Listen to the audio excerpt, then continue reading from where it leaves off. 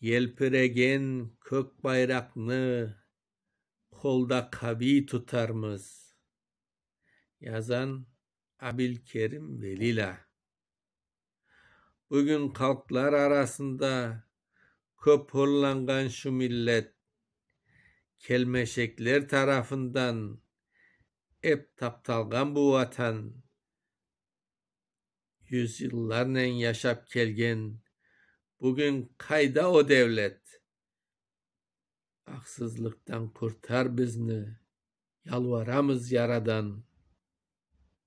200 yıl bundan evvel ana yurtunu aldırgan, adın coygan şu milletke, belki senin gazabın, vetanını millet değil, aynı şahıslar kaldırgan.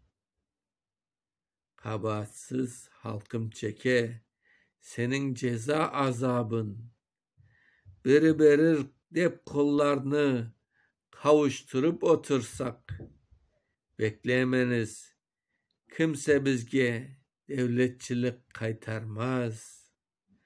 Lakin eğer 10 binlerle meydanlarga toplansak, hakimiyet halka karşı bir kimseni ıstırmaz.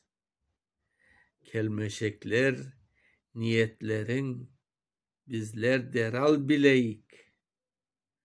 Hareketini yolunu seçip gerek devam etmege. Birlik olup neticede şek şüphesiz keleyik. Zarur olsa vatan için şehit olup kelmege. Vatanımız Kırım adın milletle biz bağlayık.